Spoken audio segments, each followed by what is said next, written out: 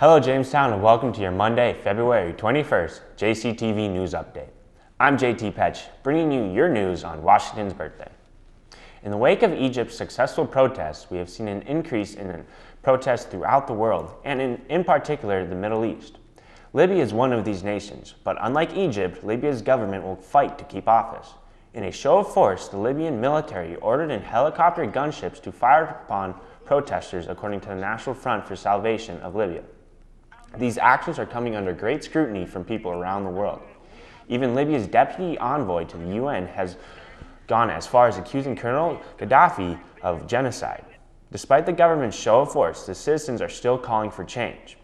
If you are interested in the political unrest in the Middle East, tune in to Night Watch this Sunday, February 27th, as the JCTV has teamed up with the Advanced Broadcast Production class to shed light on current events in the Middle East.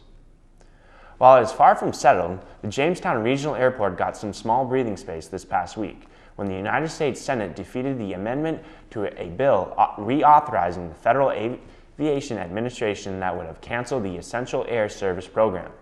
The EAS, as it is known, provides federal subsidies to small airports far from the regional hubs that allow commercial service to places like Jamestown. Without the EAS, there is some speculation that the commercial service wouldn't pay enough to continue. Stay tuned to JCTV in the coming weeks for more on this continuing story.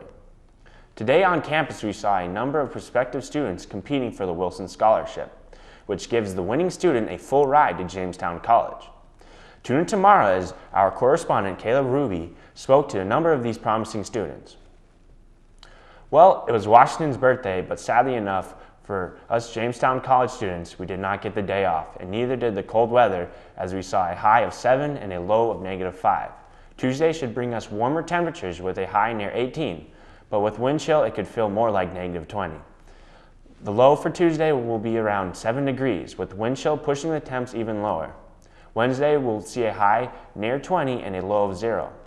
Thursday we will have a high of only 6 with a low of -10. Friday will continue the trend of low temperatures with a high of only 3 and a low of -9. This weekend was a busy one for Jimmy Athletics as the basketball teams, track teams, and men's wrestling team hit the road for a weekend of competition. The men's and women's basketball teams traveled to Mayville State Friday and Dakota State Saturday. Friday, the women shut down Mayville, winning 80-63, and continued their momentum, defeating Dakota State 74-60.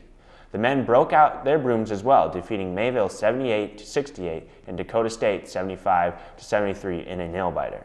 As for the men's and women's track team, they hit the road to the indoor conference at Black Hills in Spearfish, South Dakota. Both teams had great success, with women taking second with great performances all around, with a final score of 187 points. Sarah Skipper scored 42 of these points by herself, along with winning the women's pentathlon. The men, who had a breakout season, took third overall, scoring over 100 points, which is a huge step up from last year's 68. For the men's heptathlon, Josh Ewald dominated the field, winning it for the second straight year. As for the men's wrestling team, they took fourth overall in the NAIA North Regional Qualifier in Orange City, Iowa. Well, Jamestown, that's all I've got for you today. Tune in tomorrow as we once again connect the campus with the community.